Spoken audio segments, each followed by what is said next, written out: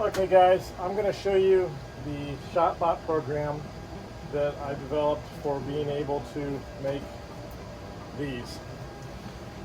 This is a very simple frame design. We can cut them out in less than a minute. It's got a spot where you can take a paper towel, stick the paper towel up there, wrap that around. Now you've got your headrest. Makes it nice and comfortable. This is also disposable. You can throw it away and they can replace it easily. These are also able to be disinfected, so they can throw away the acetate frame or the acetate on the front, put a new piece of acetate on them. The frames can be doused in a bucket of bleach or subjected to UV radiation. Let me show you the quick program. I've made a very automated program.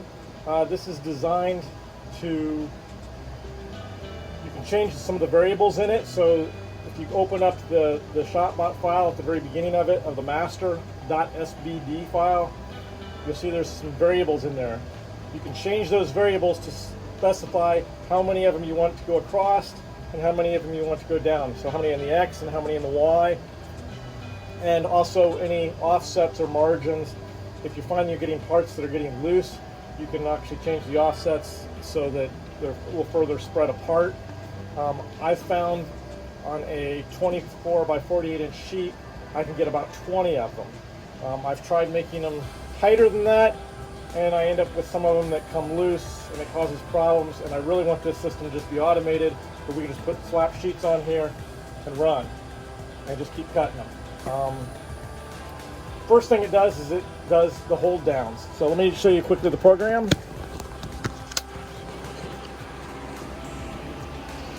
So we open up master.sbd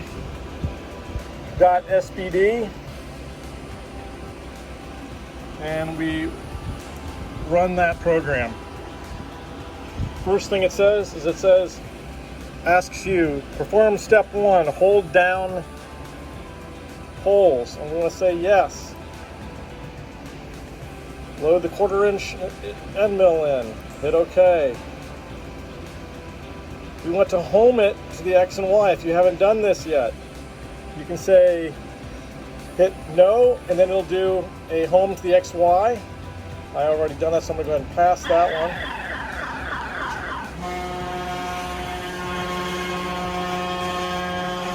So it knows it's home, so it moves over to 0, 0. You can check there, make sure it is 0, 0. Next thing it asks you, it says, is the end mill zeroed on the Z? I'm going to go ahead and say no. What it runs is it runs your Z program. I actually have mine set up where I use a little block over here in the corner, and that block is basically set up to the bottom of the table. When I do my files, I do everything to the bottom of the table, not to the top of the material. That way I can always Z over to this and very quickly get my end mill set up. So it now says it's zeroed. Or to aim the camera in, I say OK. Is the bit zeroed? Yeah, it did run the program correctly. So we say yes.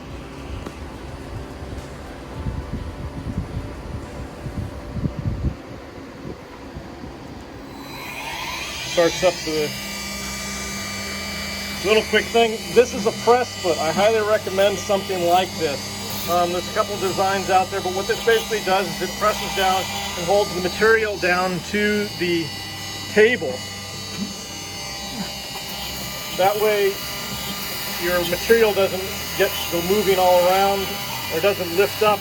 I'm using a 2-flute Hansrot up spiral.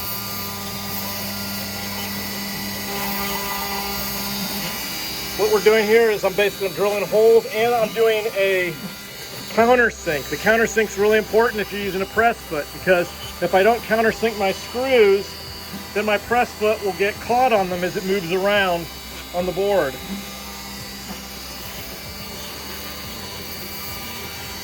I found that this material doesn't really seem to work really good with vacuum hold downs.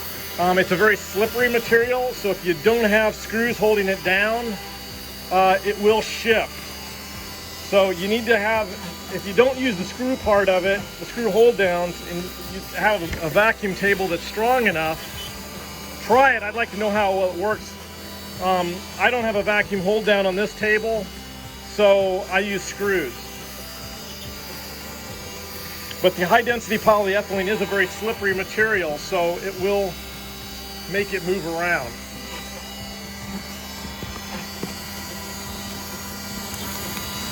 Put this back on my tripod here for a moment.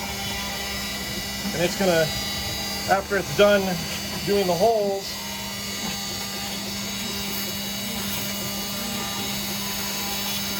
it'll move out of the way and wait for me to screw it down.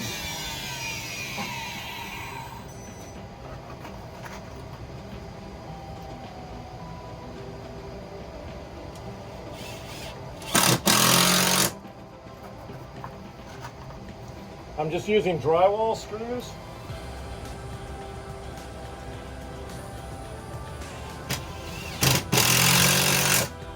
Now, one other thing, I've designed this file so that it cuts 1/100th of an inch into the table. That way I get a good clean cut on each part.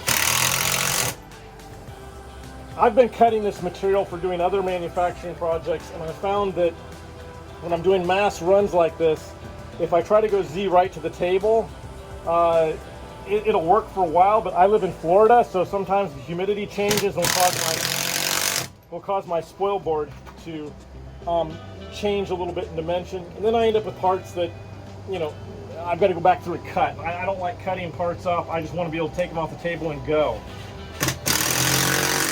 We want the machine to do the work. I don't want to do the work.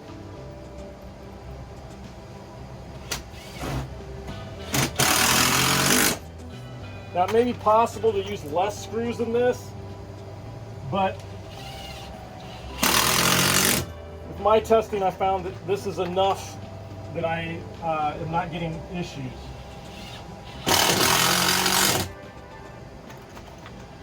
Basically, we're securing each row.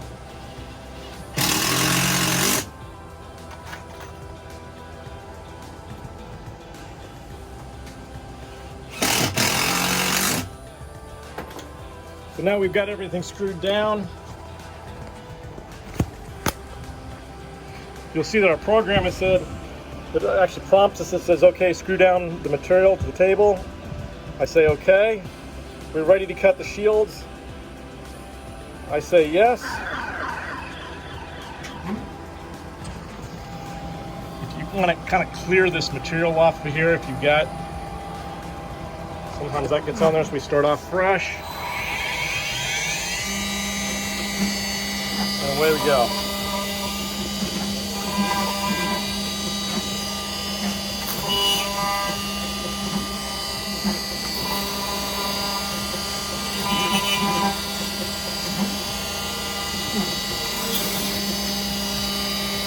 Now, the one thing to watch is if you get too much material wrapped around there and it doesn't break free, you're going to have to stop, pause the tool, and get that off of there.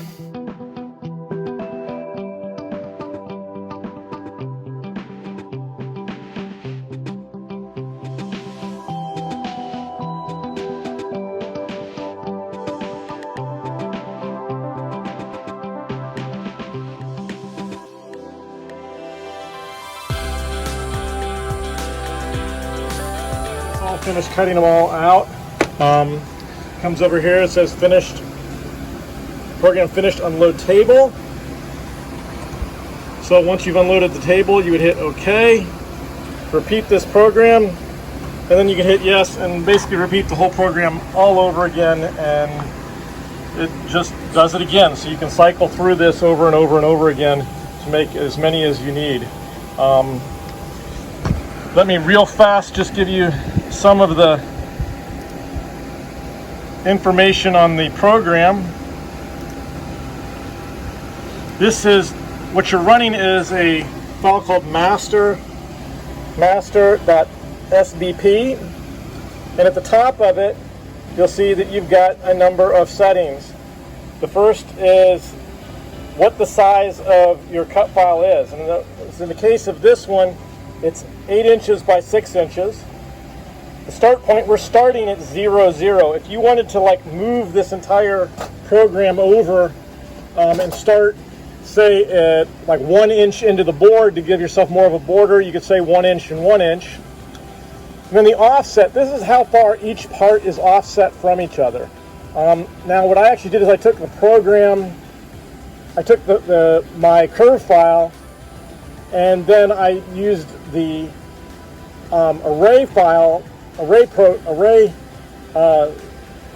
function to see how many would fit and what the offset is.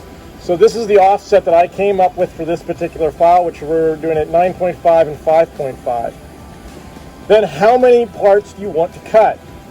In the case of this one, I can cut 4 across on the Y and 5 on the, or 4 on the X and 5 on the Y. So if you've got, say, a 4-foot by 8-foot machine, then you can probably increase these to make it so that it will fill that all up. So those are the only real things that you need to change. But if you look down in here,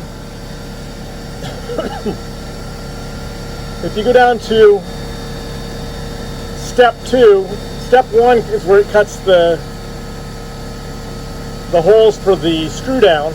But down under step 2, let's see, find it, where is it? Setup 1. So we come down here to our, to set up step 2. Right here is where you can change your dimensions as far, I mean your speed and your spindle speed. So this is kind of where I've started at. I may end up adjusting these as I run it to see how it works, but that's where we're starting at. So this is the main file. But if we look, let's bring up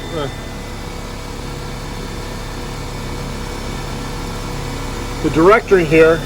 You'll see these are the files that are in there. You have got step 1. Step 1 is where my holes are, and step 2 is where is my actual file that I'm cutting. So if I want to make any changes to either of these, I can go back to my curve file and make a change. Let's go ahead and I'll open up the curve file. This is where I was basically using, again, what I was doing here. I can probably,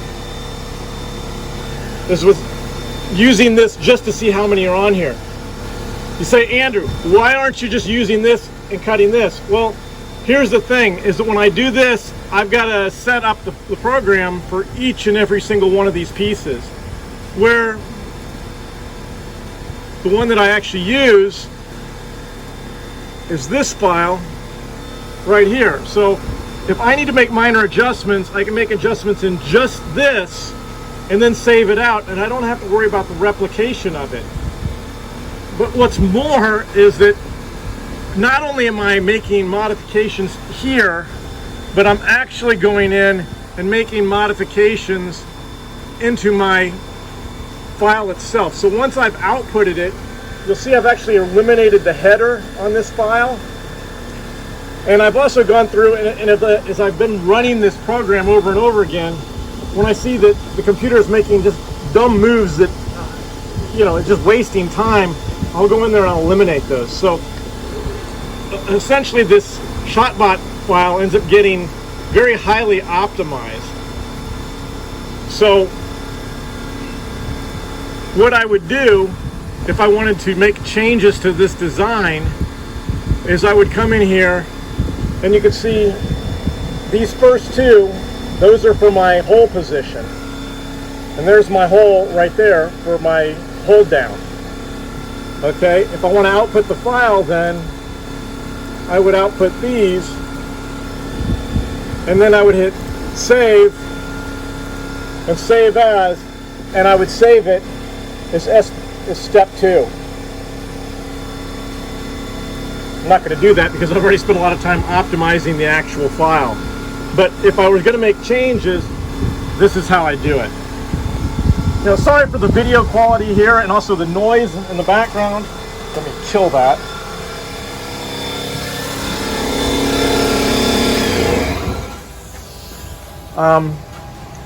Obviously we're working on lockdown here, so it's just me in the shop and I don't have anybody to help me out.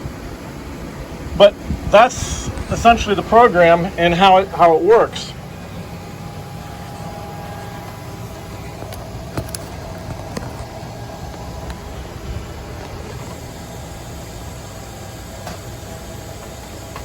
So I'm basically donating this file out to everybody, and the intent of it is for you to make them and donate them to your local hospitals.